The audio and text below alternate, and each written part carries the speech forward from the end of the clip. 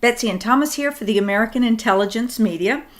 Thomas, this has been a crazy week, and I've been paying attention to what our YouTube and our blog subscribers have been commenting on and asking questions about. I think I kind of have them categorized in about four different sections. Now, the first one is all about amnesty, this DACA thing. We read different things depending upon which site we're looking at.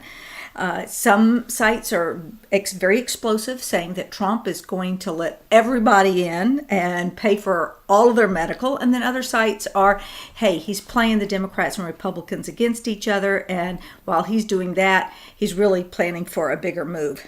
So help us sort this out, Thomas. What's really going on? Well, Betsy, I know a lot of people are very concerned about DACA. People are taking their MAGA hats and burning them and freaking out. First off, don't ever think you can predict Donald Trump. Have we been able to predict anything he has said or done? No. Do not waste your time. It is an exercise in futility to try to project what Donald Trump is going to do.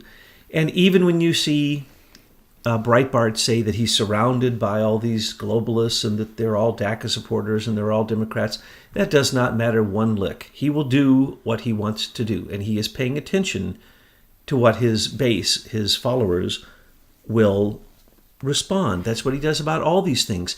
He first off lets it hit the fan, right? And he makes an ambiguous remark, like he did with Pelosi and Schumer. They came out saying they had a deal. Trump immediately said there was no deal. His press secretary said there was no deal. So don't believe what you're reading in the paper on either end of the spectrum or anywhere that you're reading it or hearing it, because you cannot predict Donald Trump. Now, we can go into that in more detail if you want. Yeah, I do. I want to. First off, there is no DACA law. Second off, the president has nothing to do with creating immigration law. Yeah, in fact, let's do a little refresher so folks really understand the foundation of how immigration works and how these laws are set, and what Obama did before he left office that is unconstitutional. Well, it's not even a law, first off. It is a policy memorandum written by the Secretary of Homeland Security. It wasn't even written by Obama. Obama knew that if he wrote an executive order or one of his three other types, policy memorandums included, policy directives and other such things, he knew he'd get in trouble, because when he first proposed DACA, it was fought and defeated by Congress twice. So therefore, he went behind their back and had it as a memorandum. All it is the head of Homeland Security is saying, in these cases, you may use great discretion to allow these people in. There is no such thing that DACA just simply gives complete amnesty or brings them in as citizens. That's not true. They have to apply. They have to apply $500 they have to pay just to apply, and then they have to pay every year to be renewed. So this is not, in any sense of the word, amnesty nor an immigration policy. This is a memorandum that is an internal memorandum, and it has nothing to do with law. The United States Congress determines immigration law. The president can determine refugee status and restrictions. But because Congress never could agree on that, that's how Obama made the end run by this memorandum you're speaking about. Is that correct? Correct. And then they couldn't take it to court because it wasn't an executive action. It was simply an internal memorandum. And so therefore, Trump, because he is a law-abiding president, not like Obama, who broke every law that I know of, and the ones that I didn't think he broke, we are now becoming aware that he broke those too. He was the most unlawful president of all times. So when the Congress told him no twice, he did, like you say, an end run. He went around them, and then he tried to expand this memorandum, and it was taken to court, and the federal courts said, no, you cannot expand this. And they stopped him from expanding it, but they didn't stop the original action, which then shows you the following. The following is the Congress knows full well that DACA doesn't even exist. It's a memorandum. It's a recommendation. It's like an internal policy. Or not even that. It's a recommendation to an internal policy. So Congress knows the status. Now, Trump knows the status. He knows that DACA is not going to pass the Congress. You already see Paul Ryan laughing, he's not going to pass it. He's going to attempt to create his own new one, because then he can get his own ideas stuck in this and glued on to the concept of immigration reform. So by throwing it to Congress and saying, I'm going to give you, what does he have, 3 months to fix it? 6 months. 6 months to fix it. He's sort of like being a Burr Rabbit. Y'all know that story about Bear Rabbit. He says, hey, throw me in that briar patch, and that's exactly where he wants to be. And that's exactly where Trump wants it to be, back at Congress, where it probably will not make traction. That's why it's a laugh to think that Pelosi and Schumer walked out of there thinking they had a DACA deal.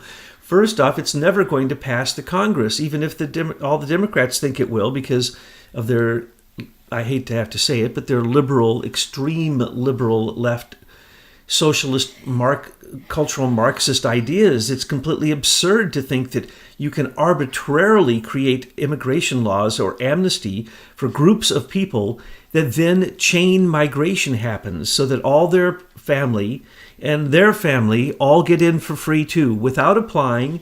And what are we doing with DACA? DACA is perfect Obamaism. He rewards criminals and he rewards their children and says that the children are innocent. The children are not innocent because their parents were here illegally. And, oh, by the way, once DACA, if it becomes law, and chain migration, unless there are amendments or very clear descriptions not allowing chain migration, the very illegal immigrants who brought those children in this country would then become legal. That's not going to happen. What's going to more than likely happen is a complete revamping of immigration, because that's what needs to happen. We just had a complete revamping of refugee status, in that when Trump tried to do the same thing that Obama did by restricting refugees and people seeking asylum from the 7 countries that Obama had bombed, then Obama didn't want them in our country at that point because they were certainly dangerous and angry with us. So when Trump tries that, because we're still dealing with the 55 million refugees that Obama created through his bombing of 7 countries, we need our commander-in-chief to say, no, we don't want terrorists from those countries coming in. But DACA can't go on. It's illegal. If it was ever brought before a court, if anyone on either the Republican or Democratic side would have brought it to the court would have proven and stated that it is illegal. Now, no matter what law is worked with, passed by the Republicans and Democrats or bipartisan, it does not matter. It will be contested. It will go to the Supreme Court. Well, okay. So what's the point here? If all the MAGA hats are now burned, I'm going to put on my Art of the Deal hat. Okay. That's exactly it. What do you think is, and of course we don't know what's in Donald Trump's mind, but what do you think the strategy might be to get the Democrats and Republicans all focused in on this? What is Trump really up to, and where's he headed? Well, had they awakened and had any sense of where they were at, they would notice that Trump went back to a prior bill that allowed basically unlimited fixing of the fence between America and Mexico. Well, call it a fence, call it a border, call it a wall, call it whatever you want. He is spending huge amounts of money right now fixing it, and nobody is out there demonstrating against it, because they knew that if they built a really a model fence that everyone knew it was being built, that they would have basically Antifa out there rioting, shooting people, killing people, Black Lives Matter, killing policemen, so on and so forth, or those who were there to protect the wall. So he is fixing the wall right now and has been for months, and nobody seems to notice.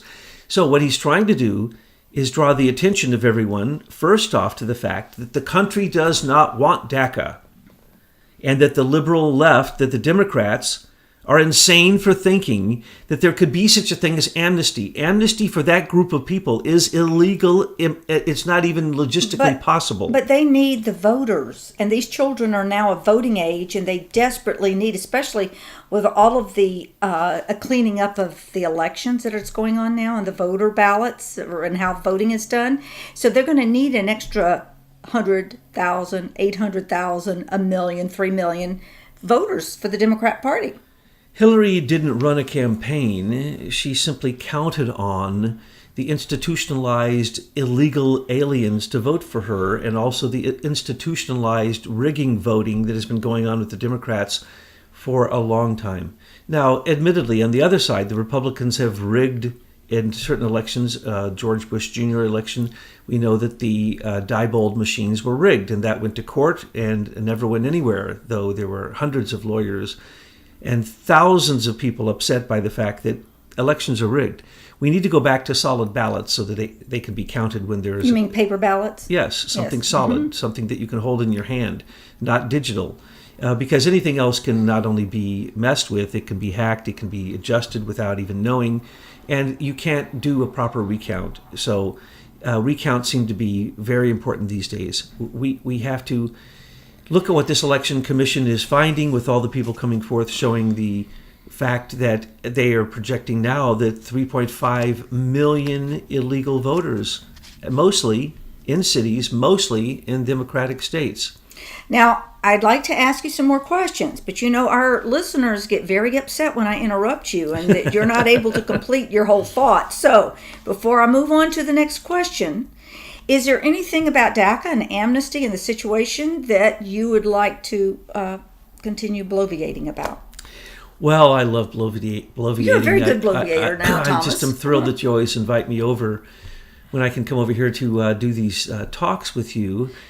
Now, you know good and well, you only come over here for the sweets I cook. Well, that's correct, yes. Your brownies and cookies are stellar. All right, let's get back on. They're known throughout the galaxy. And I'm the lucky one who gets to come over and eat them. So going back to DACA, don't be worried, folks. Trump knows exactly what he's doing. Kelly's not. It doesn't matter who he allows to be surrounding Trump. That has no bearing whatsoever on it. Let's remember, Trump could have been a Democrat, could have been a Republican. There is no Democrat or Republican Party anymore. There are either globalists Trumpites, or nationalists. That's who it correct, is. Or Trumpites and the opposition.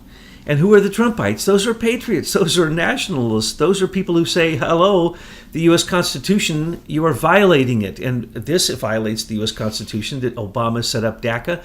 Obama should be tried for his crimes. That is what should really be happening here. Not that he should be saying, and I love that John Podesta has come out. Oh, John Podesta, there is a voice of reason and morality and ethics saying that he supports Trump to just go for it and just give amnesty to everybody. It's so absurd when you listen to the far left. That kind of communist thinking, did they not notice communism, Marxism, Leninism, all of those things I love to go on about have never worked. And so we are not going to throw out the laws of the land. We are not. We are going to respect them. That's what Trump is doing. Okay, well then why hasn't Jeff Sessions done diddly squat with Hillary Clinton? If all you do is look to see how she violated her security clearances with the way that she handled servers and emails, just don't even forget about the pay to play, forget about the murders connected to the Clintons, and all of that, just look at her violation of security clearances. Any one of those have put other people of lesser political rank in jail or whatever they do behind the scenes that I don't know. But she's still out there with a book deal, blowing through different sides of her nostrils, proving her talents. Well, let me point something out. First off, my opinion. Jeff Sessions is too old. He doesn't have the strength to do the job. But what people don't realize, there was no investigation by Comey of Hillary Clinton. Well, wait a minute. You're an old man. You're doing your job. Trump's an old man. He's doing his job. I don't buy it. Jeff Sessions is not doing his frickin' job. No, he is not, but there's reasons for that I'm about to explain. First off, he's an old school politician. They don't go after each other. Second off, he doesn't have the strength. He's scared. He has no support. The Department of Justice is still in the hands of Rod Rosenstein and now Robert Mueller and the old Obamaite holdovers. It's still in the hands of the deep state and the shadow government. So he isn't strong enough. Trump is strong enough to stand in the executive. He's not strong enough to stand there. And Christopher Wray, why hasn't he immediately dismissed Andrew McCabe? He has crimes. He needs to simply be, as they say, have the handcuffs put on him, not that he's going to be investigated. Now, going back, Jeff Sessions is carrying on the investigations the Department of Justice had. And I say this over and over again, and I don't know why I have not seen anyone in the news state the fact. And this is the fact. He stated in public, and I'm using his own words. Who, Jeff Sessions? Comey. Comey, okay. There was no investigation. That's correct. That is why his exoneration for months ahead he thinks is okay, because there was never an investigation. But after that was found out, and after he made all those statements, which was supposed to be cleaning up Hillary's sins, so as an October surprise to take down Trump and to raise Hillary up and to exonerate her for all crimes she ever committed or ever will, he then opened an investigation and created a grand jury, and there are grand jury subpoenas that were issued. This is now being mentioned in the news, but they don't connect the dots. That's the second investigation. I've been raving about this since it happened. There is an investigation of Hillary Clinton. There is a continuing investigation of Hillary Clinton at the FBI, the Department of Justice, for the Clinton Foundation. There are 3 investigations of the Clinton Foundations because of the way that they split the presidential library. It has actually 3 separate investigations: offshore accounts, the offshore accounts outside of America, which are part of the group of a cluster of foundations that are all illegal. None of them are properly founded. And the ones that are held in Delaware is a separate investigation. And then the breaching of the U.S. American Trust, that he took his library, Bill Clinton took his library and expanded it to be a foundation, which then pay for play. His wife, as Secretary of State, was paid $2 billion. His library has received $2 billion, most of them in donations to the Clinton Foundation. So when you see the list, the Clinton Foundation, that's the Clinton Foundation. There are 19 others. So these things are being investigated, but we just aren't privy to it. That's because Jeff Sessions is not breaching his grand jury. As a matter of fact, the Robert Mueller grand jury grand juries that have been impaneled, are already illegal because they're supposed to be top secret and they've already leaked what they're doing. So therefore, that investigation has been tainted. It needs to be ended because it has already gone afoul. We're so used to hearing about the leaks everywhere that we assume that when we don't hear anything, that it's because nothing's being done, not because they're actually following the law and not leaking the information. And remember, Comey never opened an investigation of Trump collusion with Russia. And now that Susan Rice comes out and says, oh, yes, of course I said at first I did unmask, and then I said I didn't unmask, and now I'm saying I did unmask. And what I did was completely legal. I unmasked General Flynn's conversations. That was the tip of the iceberg of what she did. That is now, they wait for X number of weeks before they come out with the opposite narrative, because they know we will all forget. Most people forget in between. Most people forget that Chernovych's gigantic revelation that Susan Rice unmasked people in the White House skiff. Hello? An idiot could have figured that out. Anyone would know that. Why? General Flynn was under investigation by multiple agencies. Paul Manafort was under investigation by 5 agencies. Carter Page was under investigation by multiple agencies. On and on and on. Of course they were monitoring the communications and unmasking them and giving them to Obama. This is absurd, the way that it has been done. And in a minute when we start talking about the... Don't. We're going to do it next. Okay. Okay. You ready? You finished up that thought? Yes. All right. We're going to talk about Imran Awan and how he's actually saved all this intel onto Dropbox so he could access it. Well, now that's a bigger conversation. Oh, what is the conversation you wanted then? And that one, I will go astray. Okay. I will go out into the weeds. Well, I thought and it was time for us to go out in those weeds. It's not. All right. What are we going to talk about? Let's talk about the global engagement. Oh, okay. Center. Yeah. All right. Okay. We'll do that. Recently, 2 things came out that are so shocking and they're so funny that it's a laugh. When the entire Russian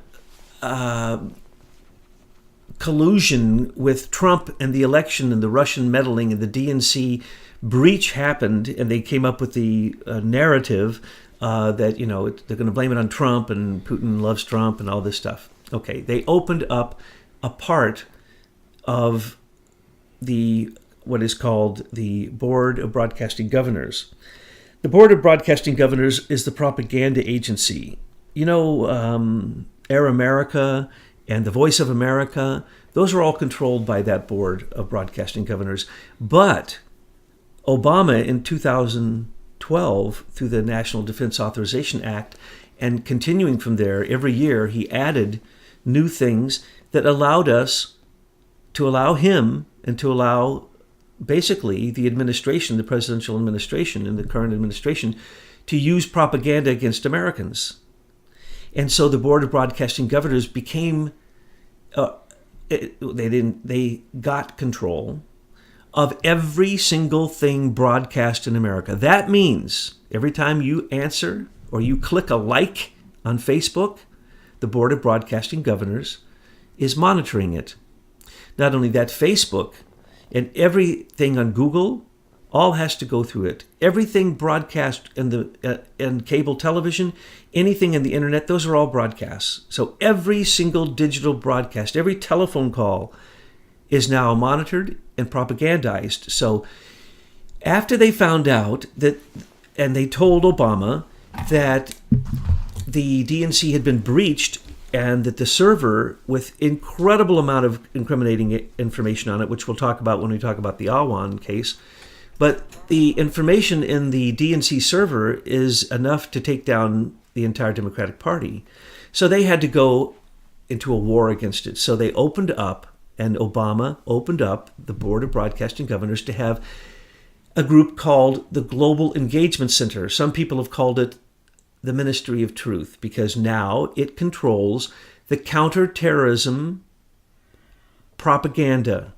So in other words, the narrative of the current administration can now be propagandized, and it uses Google, Yahoo, it uses every search engine, even the dark search engines, and it uses Facebook particularly for controlling people. So recently, Zuckerberg got caught with his pants down and had to admit that $100,000 was paid, or he says this, $100,000 was paid to him by, he says, Russians, even the Kremlin, for 470 accounts that were putting out false propaganda and false information on Facebook. He admits this.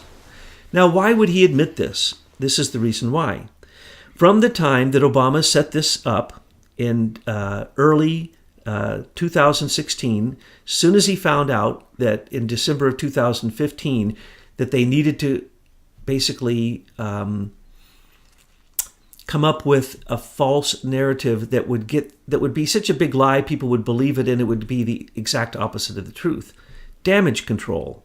So he came up with the damage control plan of now bringing counterterrorism into not only monitoring everything that is broadcast, but they're going to then broadcast and use counterterrorism. And who are they going after? $60 million was given to go after the Russians, $20 million to go after the Chinese. Now, wait a second. No money was given to go after ISIS, Islamic terrorism. No money was Hezbollah, Hamas. No, okay, wait a second. None of the, Russians? $60 million to, well, and then what did Lumpkin, the person appointed by Obama himself, say when after he'd resigned a few months ago from the Global Engagement Center? He said that what they were doing there is the following. They had the ability to go into Facebook and by what you have clicked as a like, they can target you. They can target your affiliations. They target you by country, by age, by your ideology. And then, in his words, they shoot you as a target. And everything that you see from that moment on your Facebook is targeted as disinformation to make you believe that the Russians interfered in the election. So truly, this is an information war. And what you've just described are these bullets that are there to lodge disinformation, to confuse you. What is their purpose? The previous name of the GEC, the Global Engagement Center, was the Counterterrorism Information Warfare Office. Okay. So you've nailed it. It is information warfare. That is true. We are in an information war. And we have the people who started it during the time to cover their tracks for what they had already done for a year, now all resigning. The head of it resigned a couple months ago, and their 3 top analysts resigned a couple days ago. And the reason is because they were found out. And they just don't want to, they want to get out so that they won't be questioned as a government employee, where they are bound by their agreements that they have signed, security agreements. But once you're a private citizen, they can always plead the fifth and play like they know nothing. Well, the point is here, the Global Engagement Center was used by Obama, Hillary Clinton, and the Democratic National Committee as a counterterrorism propaganda information tool, and they admit it, and they used Facebook and Google and the internet to structure the environment that you were in during the entire election, feeding you false information and weeding out basically the truth. Whatever the narrative of the president is, that's the narrative that's delivered. The GEC, the Global Engagement Center, will probably now fold because its counterterrorism mission is over, because the election is over. Well, and they're all getting out. They're jumping ship. Yeah, 3 of the people just resigned this week. And they say that's the whole enchilada. Those are the 3 top analysts who are running those 470 accounts that were basically populating disinformation. They didn't do a very good job, did they? They did a horrible job, and they were supposed to be covering the trail of the meddling that was done by Obama and Comey. Comey led multiple, probably a dozen different attacks against Trump. Some of them we are still seeing, like the Felix Sater information that just came out a few weeks ago. These are still Comey attacks against Trump, both before, during, and after the election. You know, folks, just a little aside, Thomas and Betsy, we used to be teachers, and the way that we view the information we're providing you is sort of a classroom that is worldwide. You can tune in, you can listen to the YouTube discussions, you can join us at the American Intelligence Media to get your homework assignments from Aim for Truth, Truth Headline News. We're really here to educate and help enlighten you, and whenever you have a question, throw them on our YouTube site, or send them in comments from our website. We do pay attention and we answer them. We bundle them together to bring the great Thomas here to us to answer your questions, right? Now we have another one, and that is a group of questions surrounding Imran Awan and what's going on with Debbie Wasserman Schultz. So you say it's a big topic? Take it away. Well, it's huge. And first off, I want to say and underscore what you had just said, which is what we see here that we're doing is like a global one-room schoolhouse. We all need to teach each other. So the advanced students teach the younger students. Everybody works together. And that's what we need to know. For instance, there's tremendous fear about North Korea, right? I can allay that fear for you in seconds with something that one of the conclave said this morning. And that was this. We bought and paid for the weapons in North Korea. We gave them nuclear weapons. We put nuclear power plants there. We put uranium enrichment plants there after the Russians had already done the same. And throughout both the Russian and the American intervention to help North Korea rush into a nuclear age, we provided them with all the money and with absolutely no monitoring. Now, why was Iran screaming the same threats at us until we paid them how many billions? Oh, by the way, they just paid 800 million of that to Hezbollah to continue, Shiite wars throughout the world. So Obama paid Iran to stop threatening us with their nuclear threat.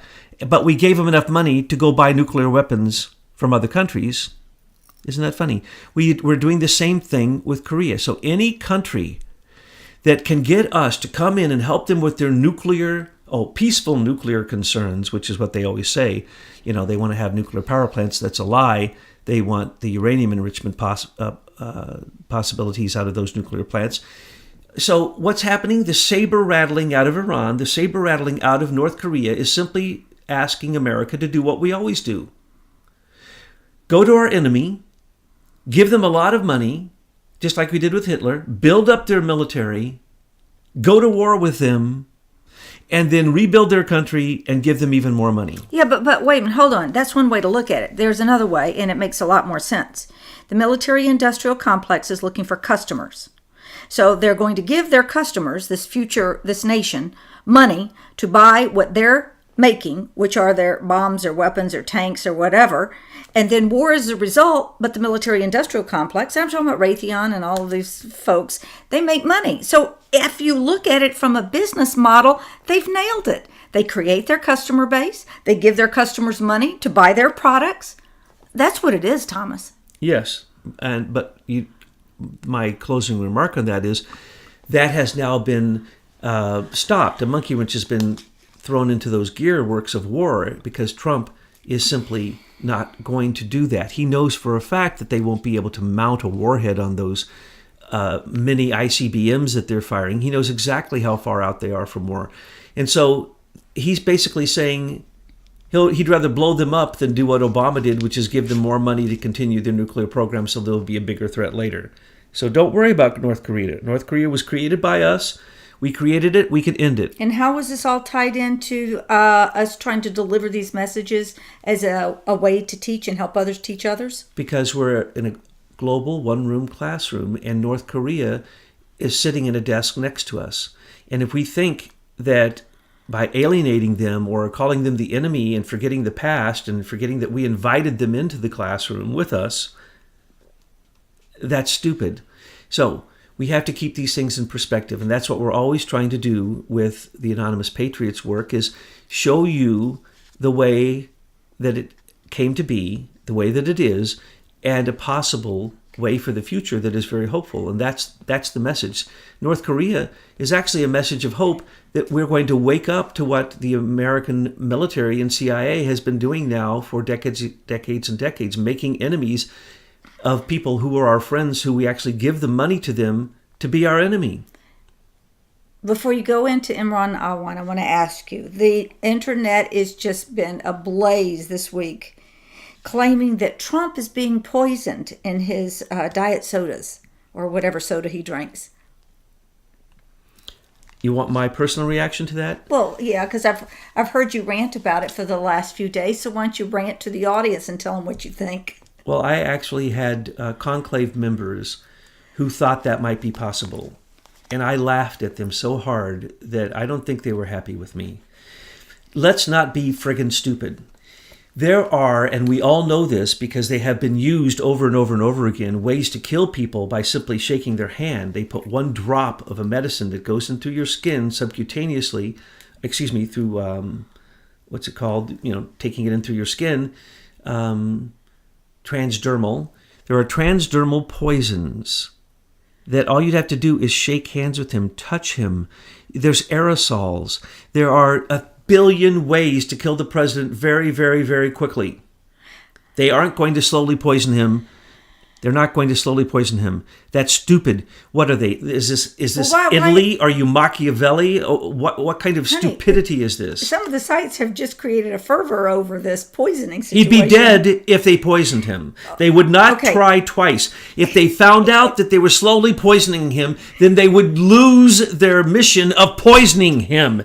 This logic is so stupid. It's as stupid as saying surrounding Trump with people who are not like-minded of him is going to influence him. It's not. Well, also, another sensational piece that we're seeing is that his inner circle is keeping him from reading the news, the alternative media news. That's even stupider. Well, now when you look at Breitbart and you see now Steve Bannon's supposed to be back in charge, and he certainly would know what's going on in the inner circle, and you see him permit his publication to put up headlines like this, you have to wonder, does he know something we don't, or what's going on? Well, now, Betsy, I want to ask you a very serious question.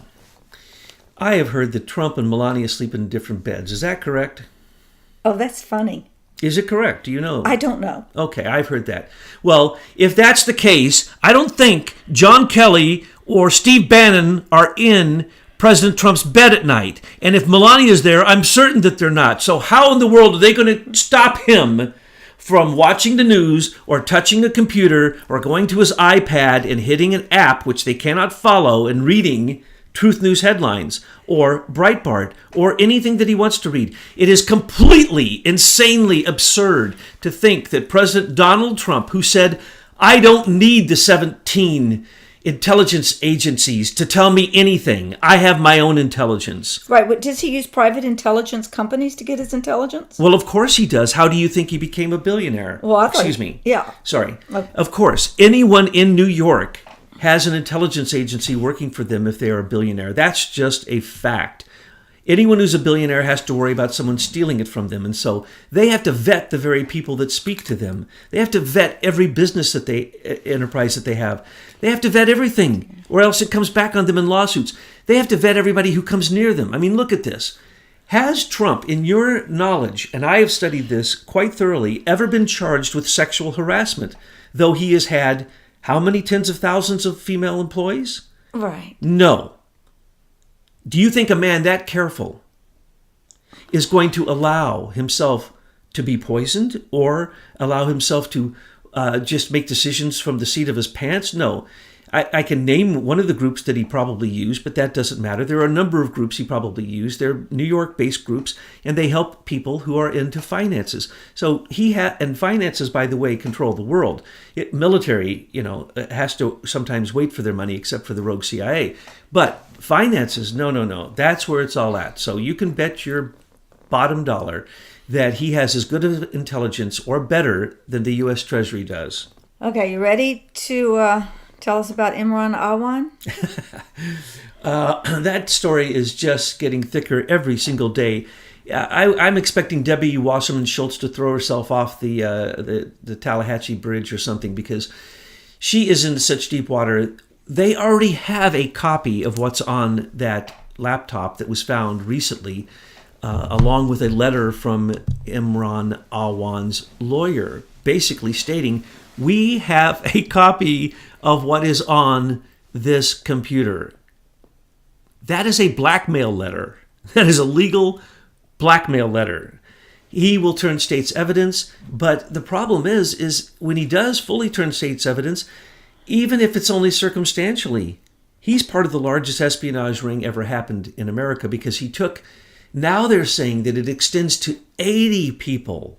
We know a confirmation of dozens of Democratic congressional people who he was in control of all of their IT, their phones, their Blackberries, their iPads, their laptops, everything. All communications that affected multiple committees, the Judiciary Committee, the Armed Services Committee, the Select Committee on Intelligence, all these Appropriations Committee. He had all the information from all of them. And now, as you posted recently in Truth News Headlines, a letter, and by the way, that's only one letter. For a year and a half, the 8 members led by Andre Carson of the House Select Intelligence Committee demanded to get Imran Awan and there was only 2 others, but he was the chief person, their IT staff, who didn't even have clearances, who didn't even have proper vetting, to have SCIF access. Now, never in history has this ever happened, let alone that the first professing Muslim in the Congress brought in Muslim Pakistani nationals who now are being insinuated to perhaps be part of the Pakistani intelligence service. Andre Carson is the one who signed this letter. And they demanded for a year and a half that Imran Awan be given the highest security clearance that you can receive in the Congress. Now, that is completely absurd. And by the way, there's different levels of security clearance for each of the committees that go into the SCIF room. When you go into a SCIF room, by your single sign-on, by your SOS, your single sign-on password, you then have access to what you're allowed to have access. Well, since he controlled 80 congressmen's access, he had access to everything, because especially they can't take anything out of the SCIF room, but if they made any reference in literally confidential messaging between other members of that committee, he had that. And he put it into a Dropbox. Now, Dropbox, what's really funny is Dropbox was hacked. not long ago by a guy they tried to get to volunteer and say that he was the DNC hacker. But anyway, he hacked Dropbox because it's that easy to hack. So everything that Imran Awan and his 6 associates were working with, by the way, let me explain something.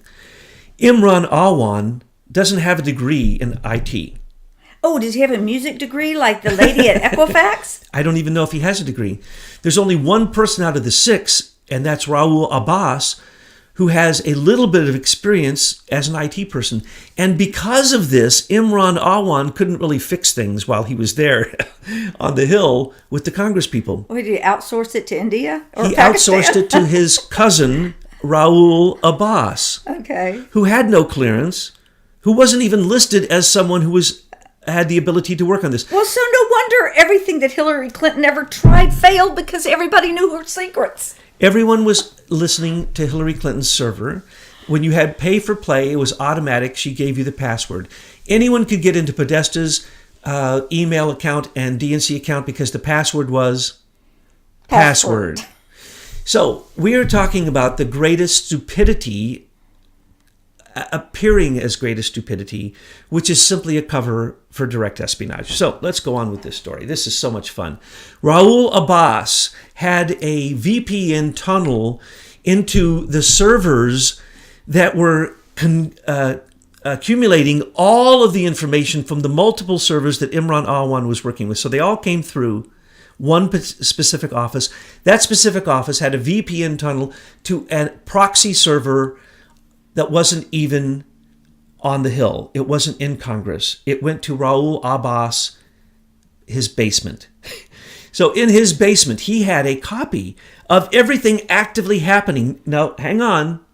Not only to those 80 people and their assistants, all their aides, but to the DNC server through Debbie Wasserman Schultz's passwords. Plus, he was an advisor to the DNC, so he had complete 100% access. He was probably the breach because there was no leak. There was a breach. Someone simply went in and took this information. We even know the password and the name of the person that was used, which Imran Awan had access to. So he also had access to the Democratic Committee, the Democratic Congressional Congress Committee, the DCCC. So he had access to Podesta's emails. He had access to everything that the leaks came from. Isn't that funny? And he was not only sending them to a proxy server and having someone who wasn't even allowed to look at them process them and probably sell them to anyone they want. Matter of fact, that's probably where Guccifer 2.0 got his information. But also, they had complete Dropbox access to everything Imran was also dropping there so that it would all be recorded. Also, George Webb puts forth the idea that the Blackberries were all connected to a system that was also recording everything. And we know that Imran told everyone he worked with, all the aides, all the congressional people, no, you need to use an iPhone. And then he had it going through iTunes. So that means he was recording every single conversation. Really? So on they every used phone. iPhones? Because I thought it was just the Blackberries. I want to make sure Nope, we both. clarified that, because Nope. most people are going to leave George in the Webb comments. has never mentioned this, but the IT people that worked with Imran said, oh no, he broke the rules again and again. And remember Debbie Wasserman Schultz, when asked about this, she says, yes, I use Dropbox, and I'm proud that I use Dropbox because no one told me I couldn't. She said this on record. Well, you know what? It could be they just have too much fluoridation in the water in Washington.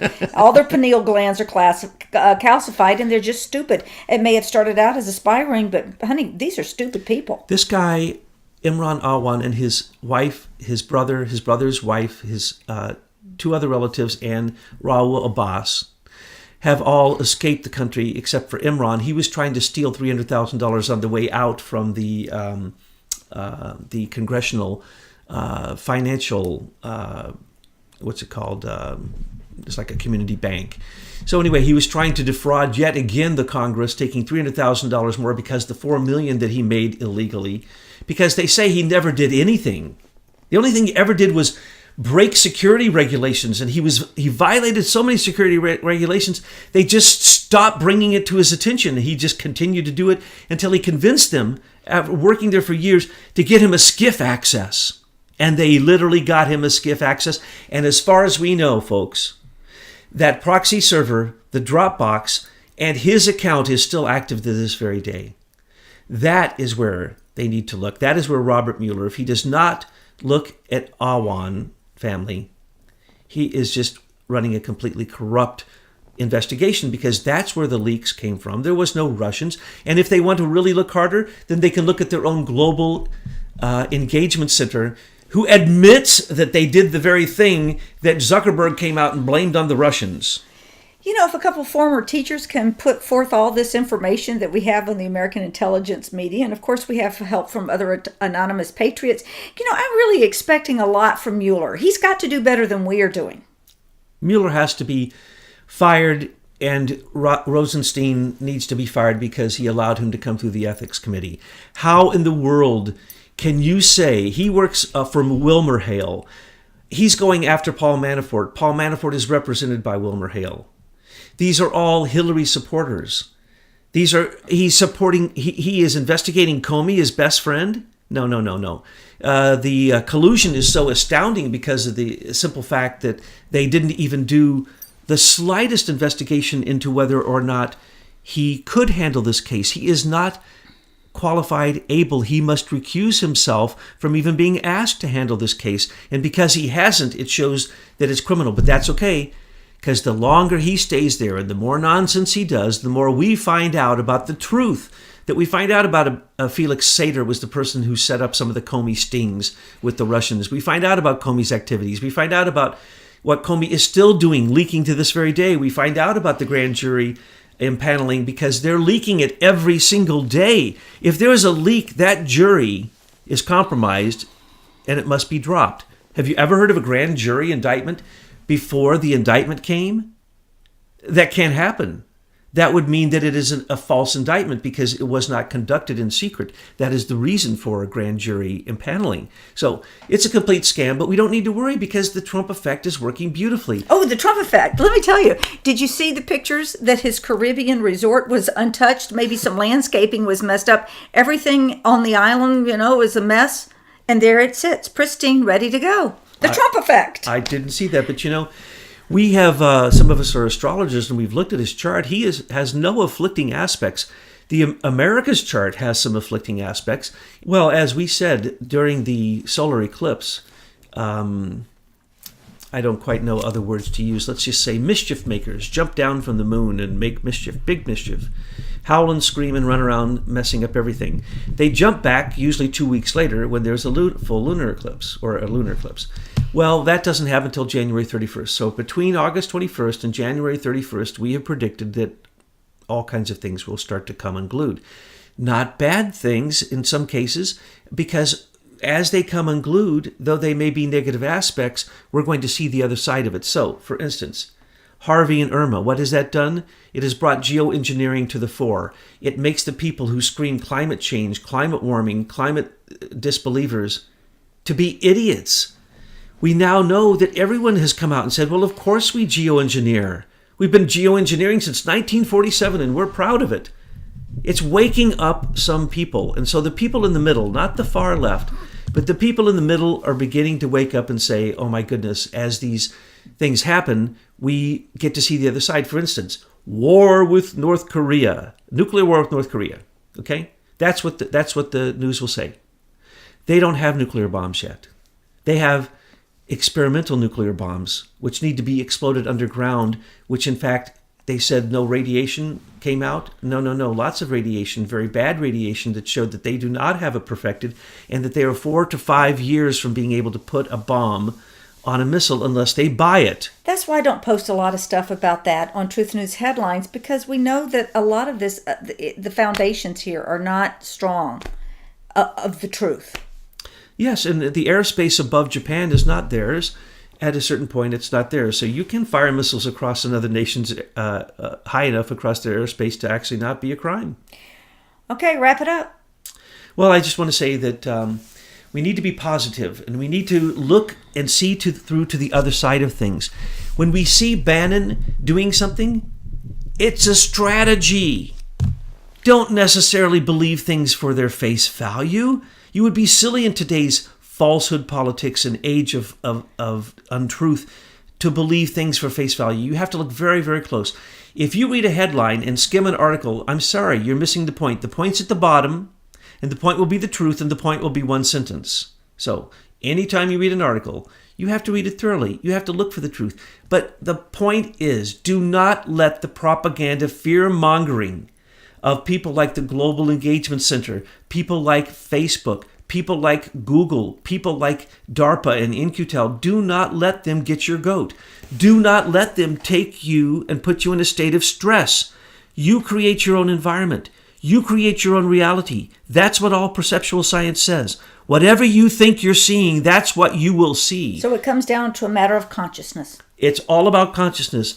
I am a Trump supporter. I look for Trump's support.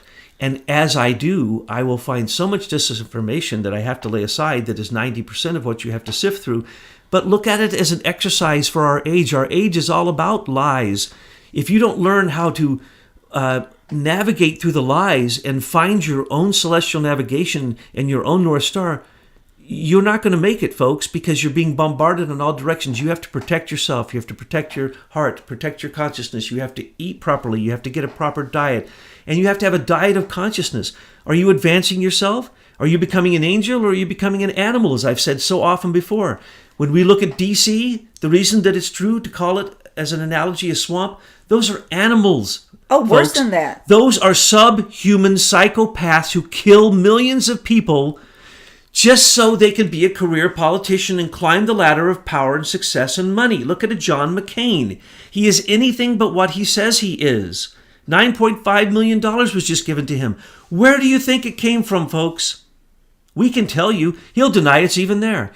These liars, these sociopaths, you have to be able to see through to the other side, like a Paul Ryan who said, there'll never be a border. So he's lied the whole time. Mitch McConnell, who says, I'm never going to do that. This is all for just public policy. This is politics. This is just for show. Don't believe what you hear. Go to your heart. Your heart knows the truth. When you sound the truth, your heart will ring like a bell in resonance with another bell of the same note. That's how you determine truth. You also follow the money in today's age and follow the lawsuits, because that will also take you to the place to show you who the culprits really are, and the fact that in most cases government makes sure the culprits are not convicted. So you have to find hope, because we're seeing 17 mayors in the last 6 months have gone to jail for pedophilia. Well, if the mayor's a pedophile, who do you think is a pedophile? Everyone below him are pedophiles. But they're going after the politicians for the first time in America. We are seeing Ivanka Trump's actions in the West Wing actually take effect for the first time in American history. Not just arresting people for charges of digital porn, which they always get off for, but literally we're talking about human trafficking, and these people are going to jail now. It is the time for lawfulness. Have hope. Trump is following the law, even with DACA, in all of these things. He's going to follow the law. That much you can stand on, and we guarantee you. Thanks, folks, for listening, and hope that we brought you a little bit of hope in this crazy world today.